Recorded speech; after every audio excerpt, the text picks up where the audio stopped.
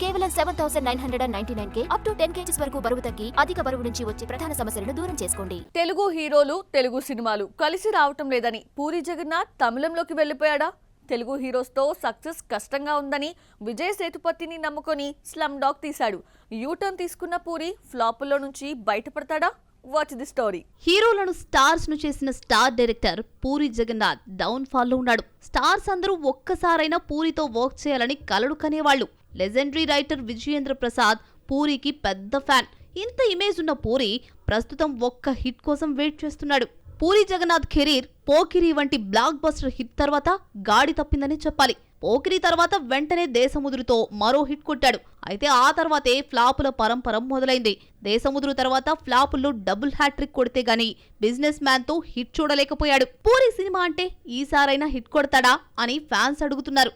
Continuous ఫ్లాపులతో నమ్మకాన్ని కోల్పోయాడు. Business man hit తరువాత మళ్లీ సక్సెస్ ఊరికే రాలేదు. 4 ఫ్లాపులు చూస్తే గాని టెంపర్ తో సత్తా చాటాడు. కెరీర్ మొదట్లో వరుసగా 2-3 హిట్స్ ఇచ్చిన పూరి ప్రస్తుతం 6-7 ఫ్లాపుల తర్వాత ఒక హిట్ ఇస్తున్నాడు.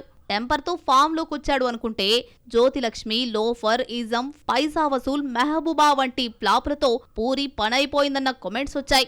అయితే ఎట్టకేలకు ఇస్మార్ట్ శంకర్ తో రామ్ కు కెరీర్ బిగ్గెస్ట్ హిట్ ఇచ్చాడు. ఇలా వరుసగా ఫ్లాప్లు ఇవ్వడంతో పూరి జగన్నాథ్ కి ఛాన్సులు రావడం తగ్గిపోయాయి. స్టార్స్, యంగ్ హీరోస్ ఎవ్వరూ పూరితో వర్క్ చేయడానికి ఇంట్రెస్ట్ చూపించలేదు. తెలుగు హీరోస్ అందరూ హ్యాండ్ ఇవ్వడంతో తమిళ హీరో విజయ్ సేతుపతితో స్లమ్ డాగ్ తీశాడు పూరి. పూరి జగన్నాథ్ తన డ్రీమ్ ప్రాజెక్ట్ జనగణమనను మహేష్ తో తీయాలనుకున్నాడు. ఎంత వెయిట్ చేసినా సూపర్ స్టార్ నుంచి పిలుపు రాలేదు. టెంపర్ వంటి హిట్ తర్వాత ఎన్టీఆర్ మరో ఛాన్స్ ఇస్తాడనుకుంటే నిరాశే మిగిలింది. ఇస్మార్ట్ శంకర్ తర్వాత విజయ్ దేవరకొండతో లైగర్ తీస్తే పాన్ ఇండియా డిజాస్టర్ అయింది. లైగర్ రిలీజ్ కాకుండానే రౌడీ హీరోతో మొదలుపెట్టిన జనగణమన ఆటకెక్కింది.